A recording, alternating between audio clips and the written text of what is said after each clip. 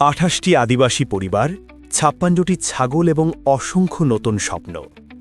দারিদ্র্যে শৃঙ্খল ভেঙে স্বাবলম্বী হওয়ার পথে পীরগাছার এই মানুষগুলোর চোখে আজ যে আশার ঝিলিক, তা কেবল একটি সরকারি সাহায্য নয়, বরং আগামীর সুন্দর জীবনের অঙ্গীকার।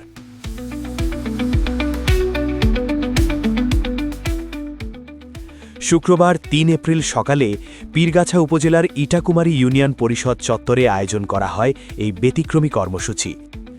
সমতল ভূমিতে বসবাসরত পিছিয়ে পড়া জনগোষ্ঠীর আর্থসামাজিক উন্নয়ন এবং জীবনমান পরিবর্তনের লক্ষ্যেই এই উদ্যোগ গ্রহণ করা হয়েছে। বিস্তারিত থাকছে রংপুর থেকে একরামুল ইসলামের রিপোর্টে। হচ্ছে যে তাদের জীবনমান উন্নয়ন করা, তাদেরকে স্বাবলম্বী করার উদ্দেশ্য যাতে সফল হয়, সেজন্য আমরা আমাদের যে প্রচেষ্টাগুলো সেখানে অব্যাহত রেখেছি। আমরা আজকে ছাগল বিতরণ করলাম। এই কর্মসূচির উদ্বোধন করেন উপজেলা নির্বাহী কর্মকর্তা দেবাশিস বসাক।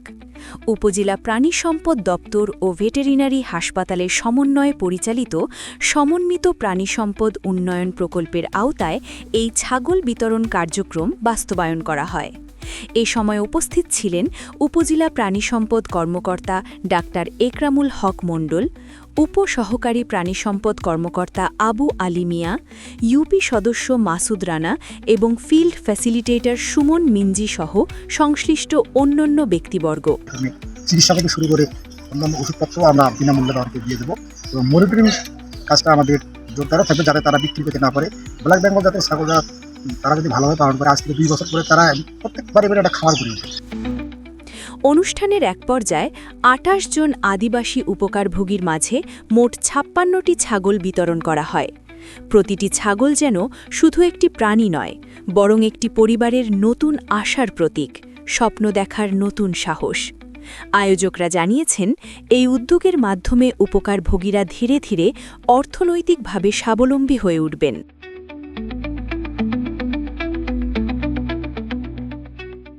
ছাগল পালন করে তারা আয় বাড়াতে পারবেন এবং নিজেদের পরিবারকে আরও ভালোভাবে পরিচালনা করতে সক্ষম হবেন।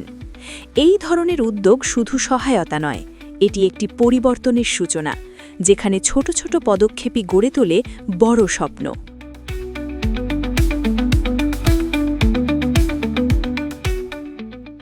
এই ছিল রংপুর থেকে আমাদের আজকের প্রতিবেদন। আর এমন গুরুত্বপূর্ণ ও সত্য সংবাদ পেতে চ্যানেল RA নিউজের সাথেই থাকুন। এতক্ষণ আপনাদের সাথে ছিলাম আমি সাব্বির আরাফাত।